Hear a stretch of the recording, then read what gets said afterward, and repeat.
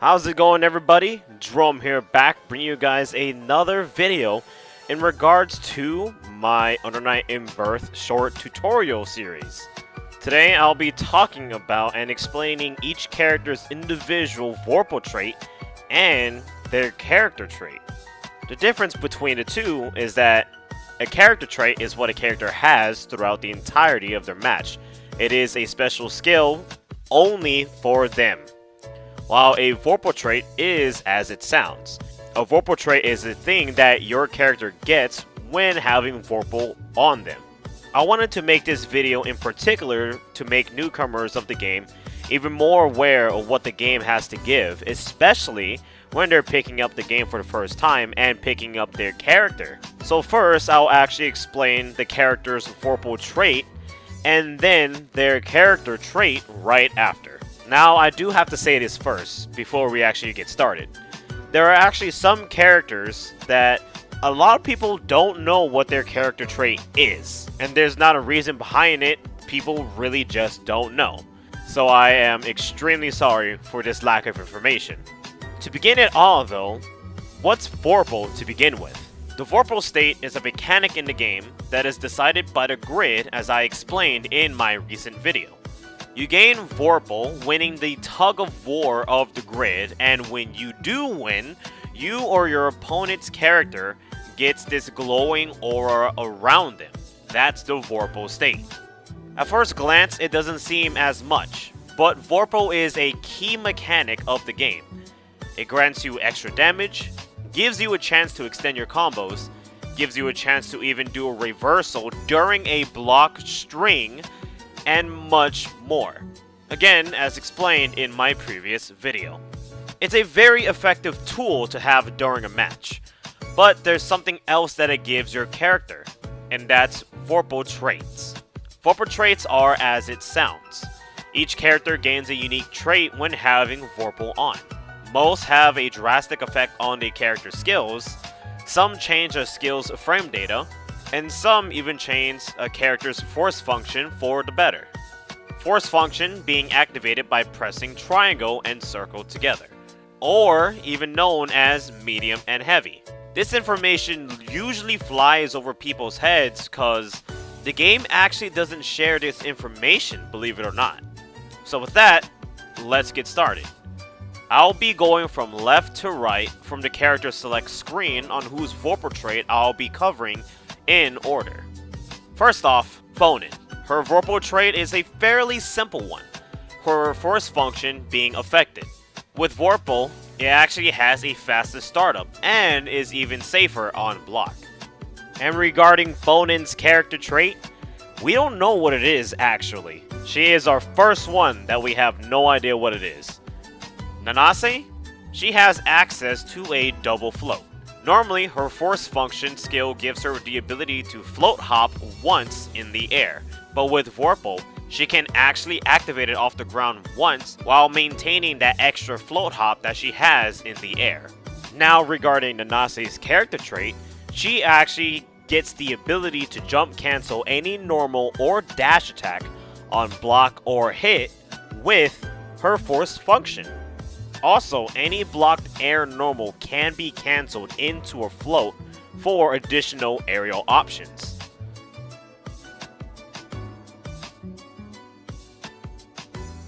Seth. Another fairly basic one that Vorpal affects, but it's still effective. His teleport fall kick actually has increased range on it. In addition to Seth's Vorpal, his walk speed actually increases as well. As for his character trait, Seth is the only character in the roster that actually has an aerial backdash and a fast fall. Waldstein. His Vorpal trait actually affects his force function skill as well. When using his force function normally, he just tosses a huge rock at the opponent and it acts as a normal projectile. With Vorpal though, if the rock hits you, it causes a wall bounce for him, and he can dash up and even combo off of it. As for Waldstein's character trait, he actually has the ability to clear out projectiles coming his way with his heavy attack, alongside with his back medium attack, the one where he plants the ground with his claw. Hide.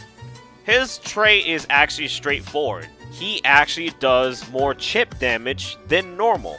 And what's funny about Hyde's situation is that Hyde's character trait is to actually inflict chip damage with every sword attack that he has.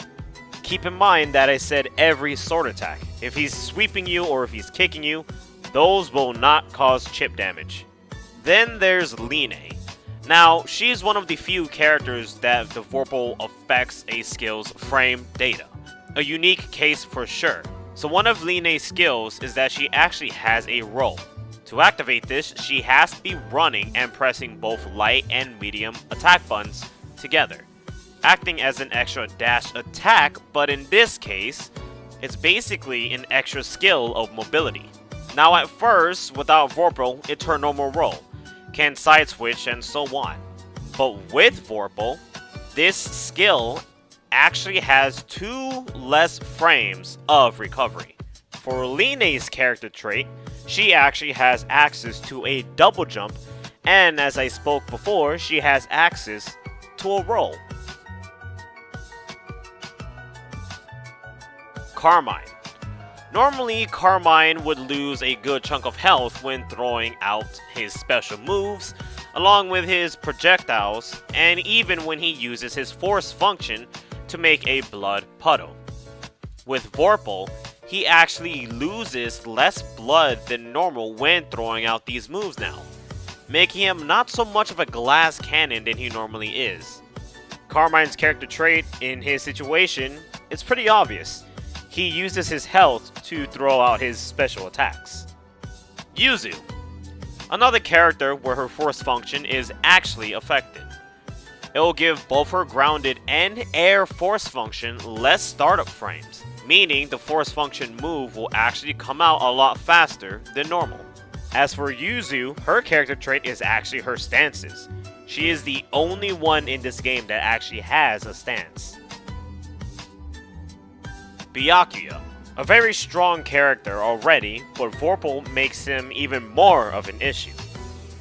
What Vorpal does for him is that it makes his webs actually do more chip damage. But that's not all. When his normal webs actually hit you, it steals grid from the opponent, eating away at least 1 block and a half.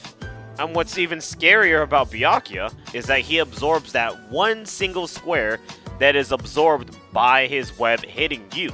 And the intake actually increases to 1.5 boxes when he actually is in Vorpal. And regarding Byakuya's character trait, yes, he can set webs on the screen, but his normal trait actually is that the webs steal grid normally. Now we have Mika, the one character that everyone was waiting for.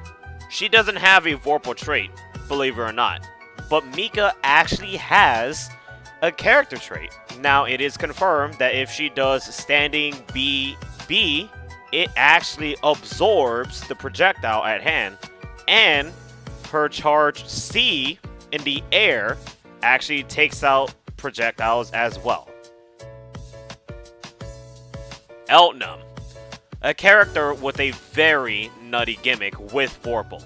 So normally, any character usually ends a block string with a safe special or by whiff canceling to make themselves safe and set them up to do something else later on down the line. Eltnum with Vorpal breaks that tradition. She can actually backdash cancel when whiffing only light attacks. Before I continue, what's whiffing? Whiffing is a term in the FGC where it's basically saying something is missing. If you miss a heavy punch, or if you miss like an uppercut, or if you miss like a command grab, anything that's missing, that's called whiffing. Now let's continue. It doesn't stop there with Eltnum. She can even backdash cancel any form of attack from light to heavy during a block string. Note that this is only light to heavy. This doesn't apply to her special attacks, making her play crazy mind games against any opponent. Regarding Eltnum's unique character trait, she is one of the characters in the game that only has an air grab, and obviously her second character trait is her bullet gauge. Hilda. Her Vorpal trait is that she gets to actually refund her own meter by expelling EX moves, but only a fraction of that returns to her depending on which super is actually used.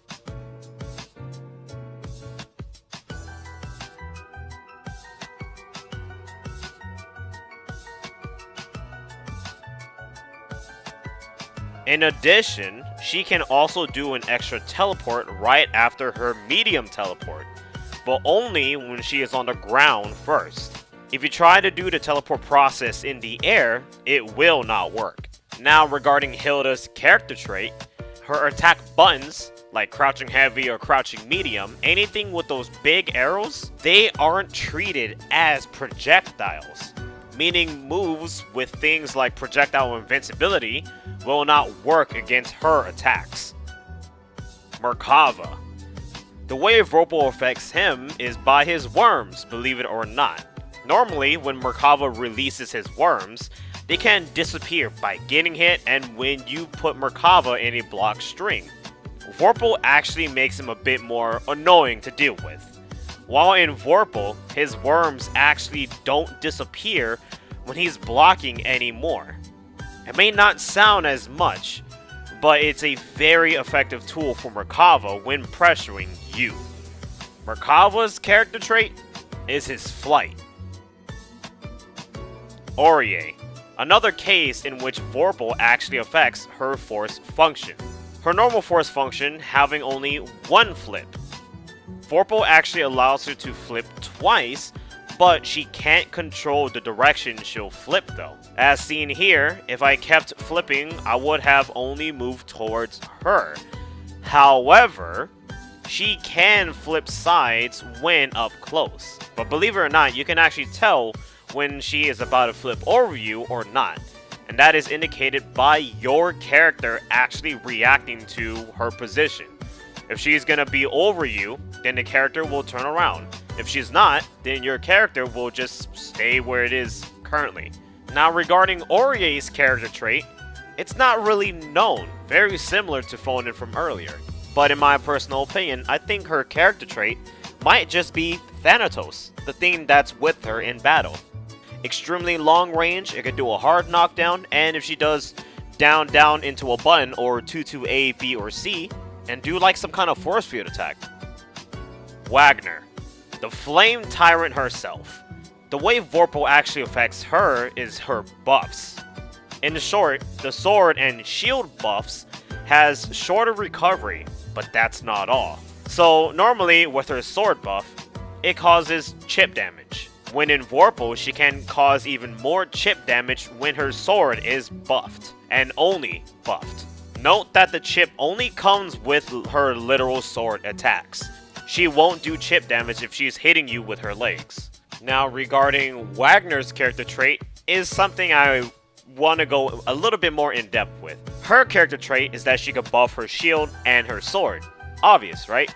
With her sword buff, it actually allows her to perform normals right after she does a 2-3-6 or fireball forward attack with it. And regarding her shield buff, that changes every special involving that shield.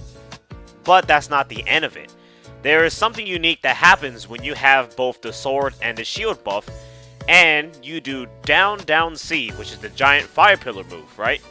Basically, if you hit the opponent while having both buffs on you, that actually inflicts the opponent with dot damage. Dot damage meaning damage over time. But there is a gimmick out of this. You just gotta press a attack button and it goes away.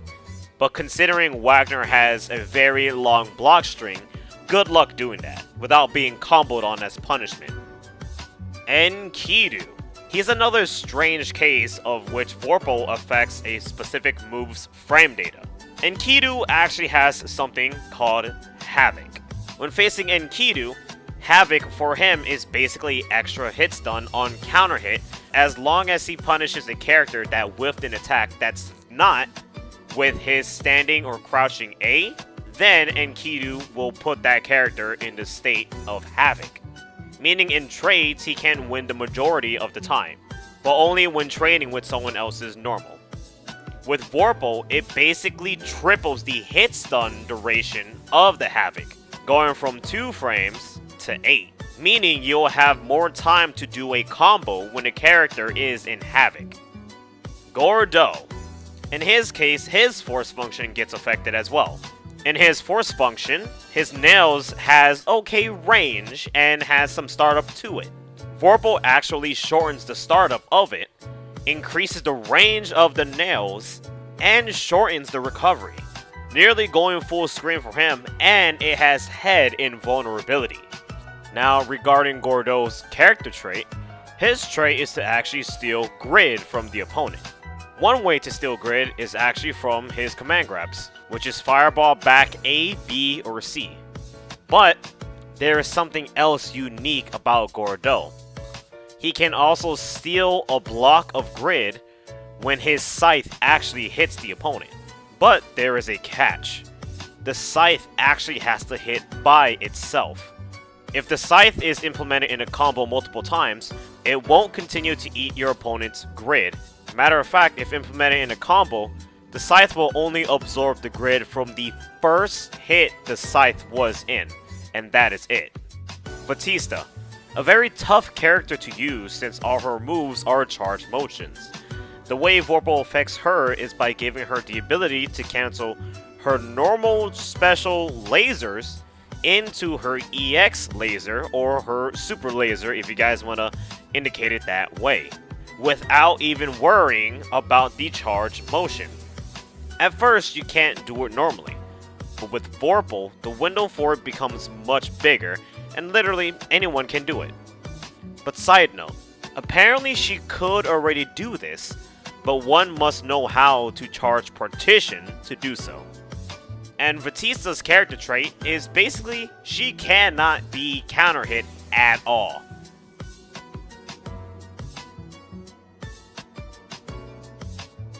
Chaos. In his case, Vorpal actually affects Ozzy, the creature that you see next to him. Normally, when Ozzy is out and gets destroyed, Chaos actually loses health. With Vorpal though, when Ozzy gets destroyed, Chaos no longer takes damage. Ozzy even has something greater. He can actually cancel into other moves that belong to him, even if they are whiffed. So for example, if Ozzy were to do his DP, he can actually go straight into Fireball when it's not even hitting the opponent. In addition, I think he actually gains invulnerability when doing his DP now. Now, revolving around Chaos's character trait, he actually has the ability to move Ozzy anywhere on the screen. He isn't bound to Chaos's position at all. And lastly, we have Akatsuki. In his situation, Vorpal actually affects his force function as well.